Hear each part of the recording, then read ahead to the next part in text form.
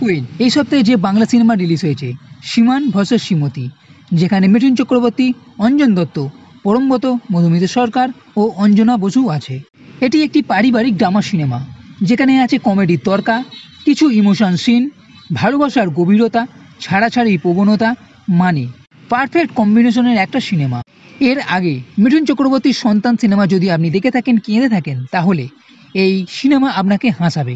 সৌরভ ও অমৃতার divorce নিয়ে এই cinema শুরু। অমল মানে মিঠুন চক্রবর্তীর যে জাজ, এদের ডিভোর্স না করিয়ে মিটমাট করিয়ে দেয়।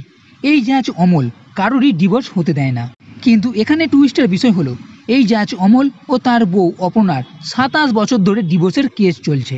কেন চলছে সেটা তো বলবো না, তবে এইবার এই সৌরভ, অমৃতা আর এখানে আছে বিশ্বনাথ বসু মানে উকিল সাক্ষী গোপাল, অমল ও অপর্ণার মধ্যে মিল করানোর চেষ্টা করবে। কিভাবে, কি রাস্তা নেবে? মাঝে আবার অঞ্জন দত্ত মানে নিলয় সেন, যে অপর্ণার কলেজের লাভ ইন্টারেস্ট ছিল, সে আবার ফিরে আসছে। শেষ পর্যন্ত কি হবে, কাহিনী কোন দিকে মোড় নেবে, হ্যাপি এন্ডিং হবে নাকি ইমোশনালে ভরা, এই সবের জন্য দেখতে হবে আপনাকে এই সিনেমার প্রথম থেকে মজা মজা ভাব পাওয়া যাবে। প্রথমে এদের দুজনে যে ডিভোর্সের সিনটা আছে সেটা হোক, বা এর পরের যে সিন আছে সেগুলো, তবে এর মাঝে কিছু ইমোশন সিনও আপনি দেখতে পাবেন অমল ও অপর্ণার মধ্যে কেন ডিভোর্স কেস চলছে সে নিয়ে। তবে এরপর বেশ কিছু সিন আছে যেগুলো খুবই মজাদার, আপনাকে হাসিয়ে ছাড়বে। এদের দুজনের মিল করাকে নিয়ে যেগুলো হবে, খাবার তৈরি করা, গান করা, মারপিটের সিন সবই।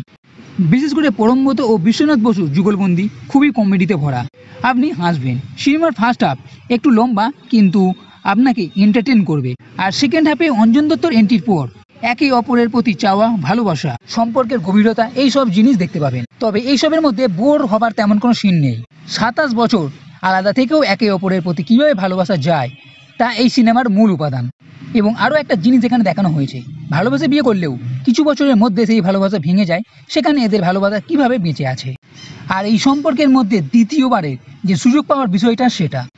তাই আমার মতে ড্রামা, কমেডি, ভালোবাসা ও ইমোশনের মেলবন্ধনে তৈরি এটা একটা খুবই সুন্দর সিনেমা, যেটা নিশ্চয়ই আপনার দেখা উচিত।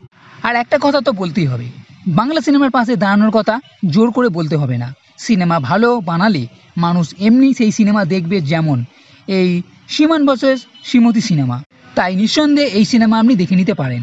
তো বন্ধুরা, এই ভিডিও যদি ভালো লেগে থাকে তাহলে লাইক করো, কমেন্ট করো, শেয়ার করো, আর এই চ্যানেলটির সাথে করতে কখনোই ভুলবে না।